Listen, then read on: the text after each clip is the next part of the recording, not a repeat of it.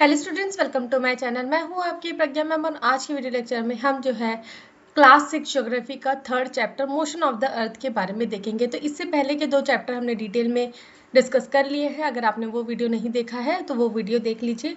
दोनों जो चैप्टर है चैप्टर 1 और 2 उसके एक्सरसाइजेस की वीडियो भी जो है मैंने डाल दिए हैं, तो वो भी आप प्लेलिस्ट में जाकर चेकआउट कर सकते हैं। तो अभी हमको क्या करना है, motion of the earth. Motion का क्या मतलब होता है? चाल। चाल मतलब वो किस तरफ जा रहा है, किस डायरेक्शन में जा रहा है, उसे चाल कहते हैं। ठीक है, मोशन कहा जाता है। जैसे कि हम क्या देख रहे हैं यहाँ पे, अर्थ का एक फिगर दिया हुआ है और ये बताया जा रहा है अर्थ जो है इस डायरेक्शन में, ठीक है, इस डायरेक्शन में जाता है। और जब अर्थ खड़े खड़े जहाँ पे घूम रहा है, ठीक है, खड़े खड़े एक चक्कर मारता है, उसको हम रोटेशन कहते हैं। और जब अर्थ सन के चारों ओर मतलब एक सर्कुलर जो भी ऑर्बिटल पाथ है उसमें चक्कर मारता है तो उसको रेवोल्यूशन कहते हैं। तो इसी को देखेंगे हम आगे। As you know that earth has two type of motion. तो अर्थ के कितने टाइप ऑफ मोशंस के? टू टाइप है मोशंस के। अर्थ के कितने? टू टाइप है मोशंस के। और क्या क्या क्या है? Rotation and revolution. जैसे कि मैंने बताया, रोटेशन जो अपने ही जगह पे वो घूम रहा है उसे रोटेशन कहते हैं। और रेवोल्यूशन का मतलब होता है सन के चारों ओर जो चक्कर लगा रहा है, ठीक है, उसे रेवोल्यूशन कहा जाता है। तो rotation is the movement of earth on its axis. ठीक है, जैसे कि मैंने बताया कि जो अर्थ का जो एक ऑर्बिटल पाथ है, एक एक्सिस है, वहाँ पे जो अर्थ का मूवमेंट हो रहा है, जो वो चक्कर लगा रहा है, उसे रोटेशन कहते हैं। And the movement of the earth around the sun in fixed path और ऑर्बिट इज कॉल्ड रेवोल्यूशन। और अर्थ के अराउंड जो चक्कर लगाता है, सन के अराउंड जो अर्थ चक्कर लगाता है फिक्स्ड पाथ में, उसे क्या कहा जाता है? रेवोल्यूशन कहा जाता है। The axis of the earth which is an imaginary line makes an angle of 66.5 with the orbital plane. ठीक है, तो ये जो है ऑर्बिटल प्लेन के साथ, ठीक है, जो एक्सिस है अर्थ का एक्सिस, ठीक, अर्थ का एक्सिस जो है वो एक इमेजिनरी लाइन, ठीक है, इमेजिनरी लाइन के साथ कितना एंगल बनाता है? 66.5 डिग्री का एंगल बनाता है ऑर्बिटल प्लेन के साथ। तो यहाँ पे सबसे, ये आपको ऐसे समझ में नहीं आएगा, अपने को फिगर दिखना पड़ेगा। तो फिगर 3.1 में दिया गया है inclination of the earth axis and orbital plane. तो देखिए अर्थ क्या है, जैसे कि हमने प्रीवियस चैप्टर्स में देखा, अर्थ एकदम जो इसका नॉर्थ और साउथ पोल है, ये क्या है? थोड़ा सा टिल्टेड है, ठीक है, मतलब झुका हुआ है। अर्थ का जो ये मेन जो एक्सिस आता है वो सीधा नहीं है, ऐसा नहीं है, इस डायरेक्शन में नहीं है, ये क्या है? इस तरह का तरीके से है। तो ये जो नॉर्थ एंड साउथ पोल है, और हमने जो बीचों बीच अर्थ को यहाँ से जो ऑर्बिटल प्लेन, ठीक है, इसको orbital plane, the plane of the earth orbital plane बोलेंगे। तो यहाँ से जो ये जो है और ये जो सीधी लाइन है उसमें कितना एंगल बनता है? 66.5 डिग्री का एंगल बनता है। और वैसे ही अगर हम वर्टिकल, ठीक है, ये हॉरिजॉन्टल लाइन हो गया, वर्टिकल लाइन अगर हम खींचते हैं तो वर्टिकल लाइन जो है ऑर्बिटल प्लेन से कितना डिग्री एंगल बनाता है? 23.5 डिग्री एंगल बनाता है। Tropic of cancer, equator, tropic of capricorn, north pole, south pole, arctic circle, antarctic circle, ये सारी चीजें जो है हमने प्रीवियस जो वीडियो लेक्चर्स है उसमें डिस्कस कर लिया है चैप्टर 1 एंड 2 में। The plane formed by the orbit is known as orbital plane. और यही जो प्लेन जो फॉर्म होता है उसे क्या कहा जाता है? ऑर्बिटल प्लेन कहा जाता है। The earth receive light from the sun. तो ये हमको पता है कि अर्थ जो है लाइट कहाँ से आता है? अर्थ के पास, सन के पास से। Due to the spherical shape of the earth only half of its get light from the sun at a time.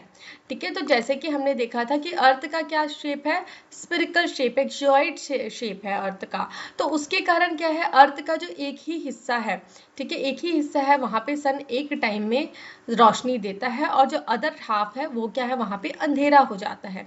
The portion facing the sun experience day while the other half from the sun experience night. ठीक है, तो जैसे कि आप समझ सकते हैं, अगर आप इसमें एक एक्सपेरिमेंट भी कर सकते हैं हम। जैसे कि आप एक बॉल ले लीजिए, उसको कैसे भी करके टांग दीजिए, ठीक है, और डायरेक्ट एक टॉर्च की लाइट डालिए, अंधेरा कर दीजिए रूम में, डायरेक्ट टॉर्च की लाइट डालिए, तो आप देखेंगे एक जो जो जो जिस तरफ जो वो बॉल है और जो टॉर्च है वहाँ पे एक ही साइड में उजाला होगा, एक साइड अंधेरा होगा। तो यही कंसेप्ट है। The circle that divides the day from night on the globe is called circle of illumination. और यही जो सर्कल है जिससे जो डे और नाइट का डिफरेंस आता है हमारे प्लैनेट में, अर्थ में, इसे क्या कहा जाता है? Circle of illumination. This circle does not coincide with the axis as you see in figure 3.2। तो यहाँ पे हम फिगर 3.2 को देख लेते हैं।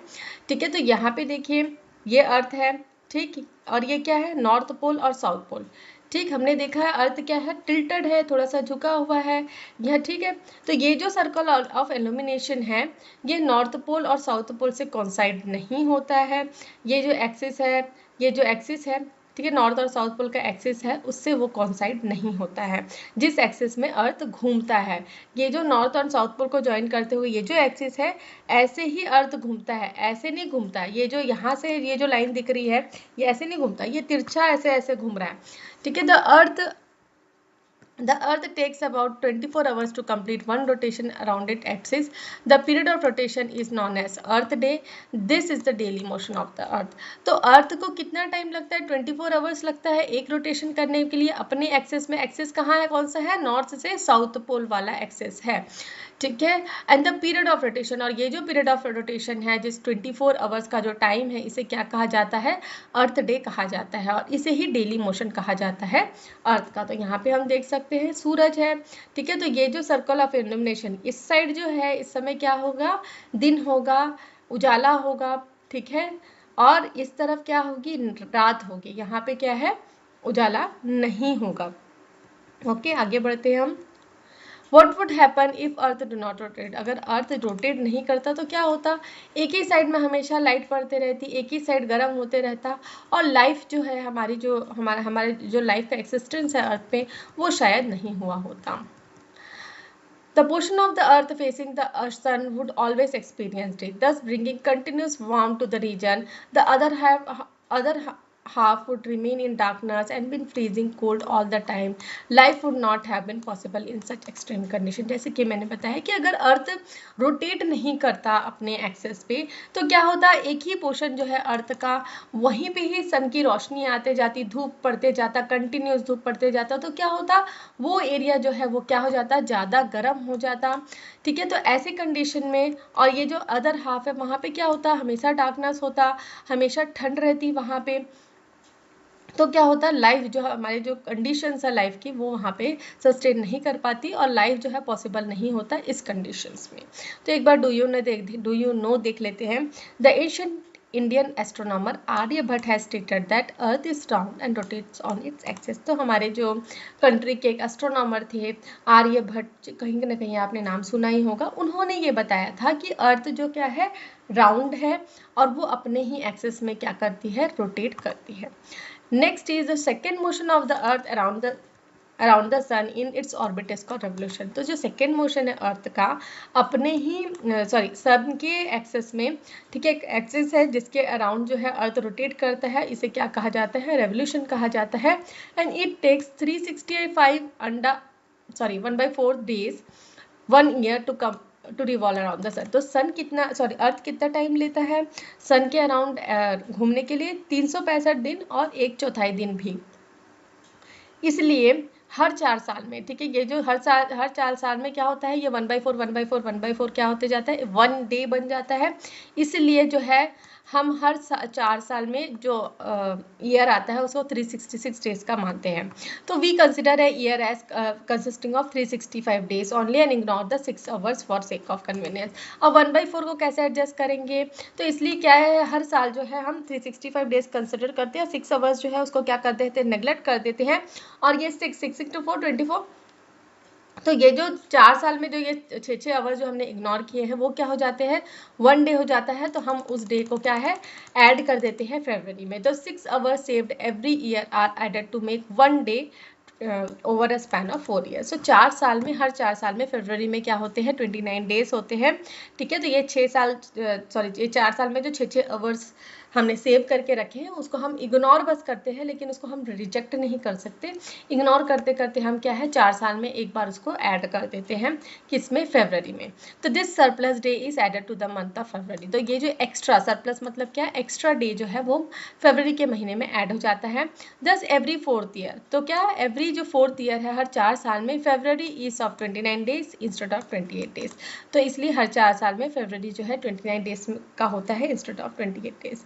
अब ऐसे में देखिए, मतलब जिसका भी जिसका भी अगर बर्थडे 29 फरवरी को आता है लीप ईयर वाले डे में, तो उसका तो बर्थडे 4 साल में एक बार आता है। कभी आपने ये चीज़ सोच के देखिए, ठीक है। Such a year with 366 days is called leap year. और ऐसा जो साल है जो 366 डेज में जिस साल में 366 डेज कहा जाता है उसे क्या कहा जाता है? लीप ईयर कहा जाता है। Find out when will be the next leap year भी। तो आप पता करिए कि कौन सा लीप ईयर जो है नेक्स्ट आने वाला है।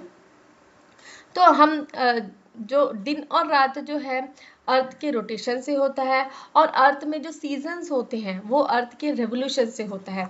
तो यहाँ पे हम देखेंगे सन है, सन के अराउंड जो है जो पृथ्वी है वो चक्कर लगा रही है, ठीक है। तो यहाँ पे क्या हो रहा है देखिए, ठीक है। तो ये जो जब अर्थ के अराउंड चक्कर लगाती है तो अलग अलग कंडीशंस होती है क्लाइमेट्स की, ठीक है। तो यहाँ पे हम देखेंगे summer in the southern hemisphere.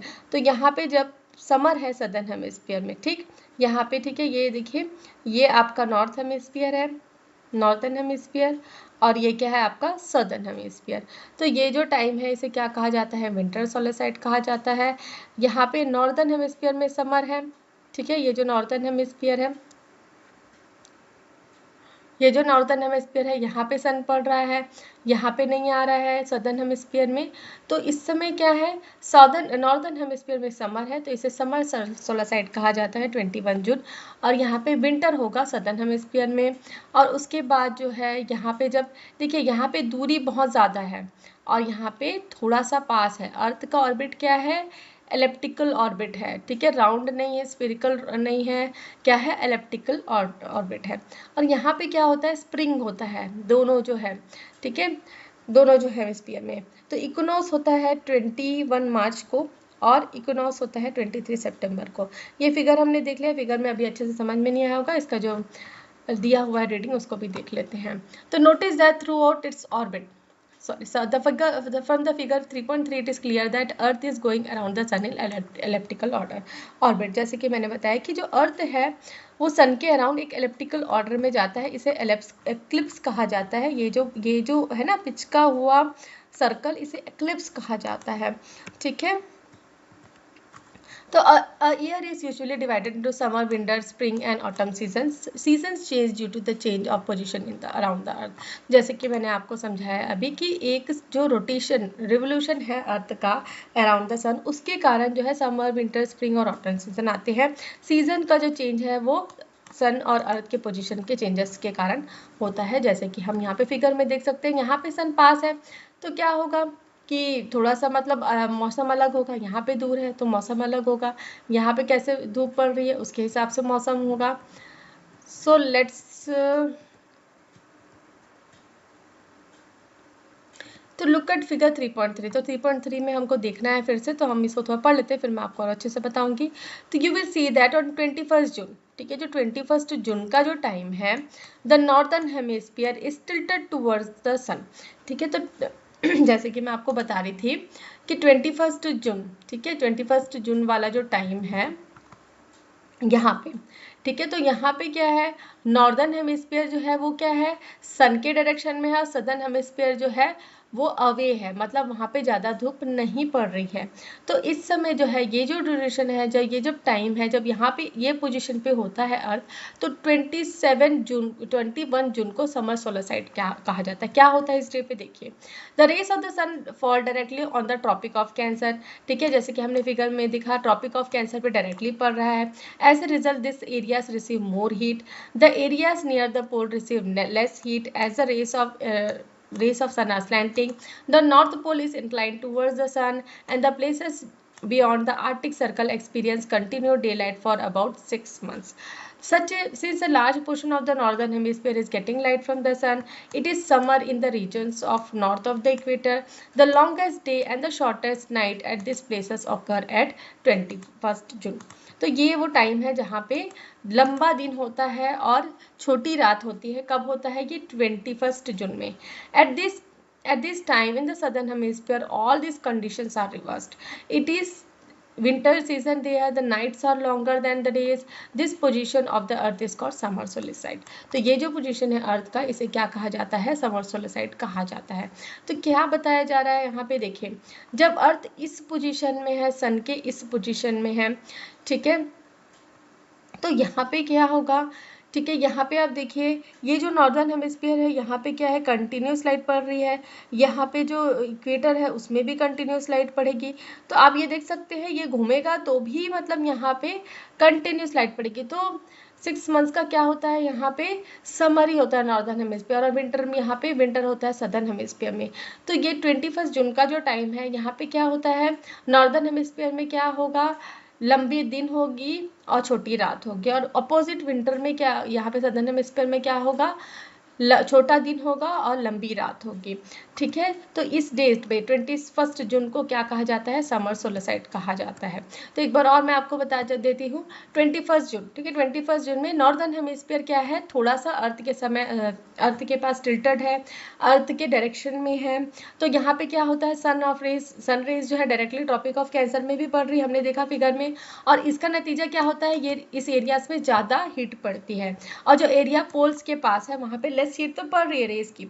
तो नॉर्थ पोल क्या है, इंक्लाइंड है सन की तरफ में, और ये जो प्लेसेस है आर्टिक, बियॉन्ड आर्टिक सर्कल के जो उधर पे जो भी प्लेसेस है वहाँ पे कंटिन्यूस डे लाइट रहता है, कितने दिन के लिए, 6 मंथ्स के लिए रहता है। और जो लार्ज पोर्शन है नॉर्दर्न हेमिस्फीयर में वहाँ पे लाइट पड़ती है, तो यहाँ पे समर रहता है इस रीजन में।